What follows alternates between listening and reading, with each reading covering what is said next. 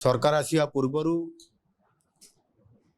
निर्वाचन पूर्वरु जेतेबेले आमर शीर्ष नेतृत्व घोषणा पत्र स्वतंत्रता देइदिले जे आम सरकार आम दल जदि सरकार को आसीबो ताहले निश्चित भाव में सरकारी खाली थिबा पदवी को पूरण करिबा पाई आमे 1.5 लाख युवक युवती को 5 वर्ष भितर चाकरी देबू। आम सरकार आसिला परे ताकू मध्य यथा समय कार्यकारी करिबा आ ताहार प्रमाण होउची ये नियुक्ति प्रक्रिया। आज जो नियुक्ति मेला हैला ये नियुक्ति मेला रे ये होची नवम नियुक्ति मेला। आपण माने जानिथिबे अतीत रे मध्ये अनेक नियुक्ति मेला आमे करिछु। आजिर ये नवम नियुक्ति मेला रे 1294 जन 7टी विभागर विभिन्न कैटेगरी रो ए कैटेगरी बी कैटेगरी रो सी कैटेगरी पर्यंत आमे तांको स्वच्छ प्रक्रियाकरण माध्यम रे नियुक्ति प्रदान करागला। आ ये समस्त प्रक्रिया को मिसेला परे 28,000 रु अधिक युवक युवती को नियुक्ति प्रदान करा जाई पारिछि।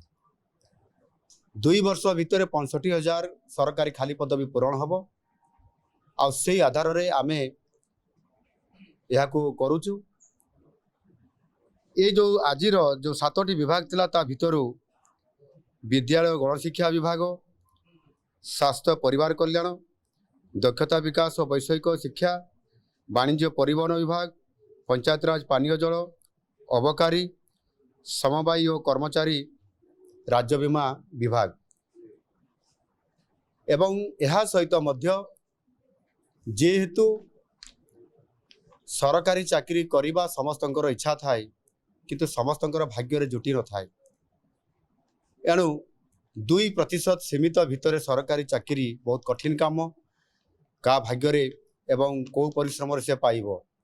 सेथिपाई बेसरकारी स्तर रे शिल्पायन को मध्य जो गुरुत्व आज आम सरकार देबा पई जाउचंती उत्कर्ष ओडिशा माध्यम रे सेथिरे जो 17 लाख कोटी टंकार प्रस्ताव, 13 लाख कोटी टंकार MOU एवं 13 लाख युवक युवती को नियुक्ति देबा यह को मध्य आमे पछरे रखिना हूँ।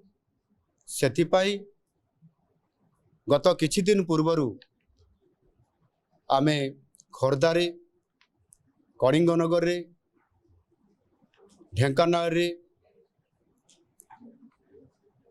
एवं गतकाली गंजाम जिल्ला रे जो आमे ग्राउंड ब्रेकिंग करलु, भित्ति प्रस्तर स्थापना करलु। सेथिरे 1.5 लाख कोटी टंकार ऊर्ध्व टंका ये समस्त अंचल मानकर शिल्प प्रतिष्ठा हबो एवं 90,000 युवक युवती मध्य आगामी दिन में नियुक्ति पाइबा पई जाउछंती।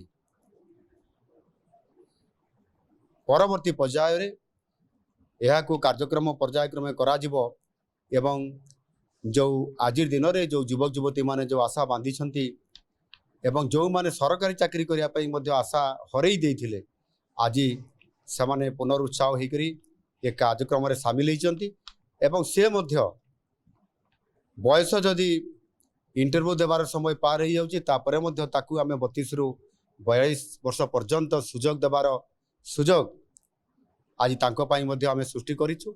एनु आम सरकार संवेदनशील एवं विकास को त्वरान्वित करिया पाई हेले सरकारी पदवी को फिलअप करा जिबा दरकार।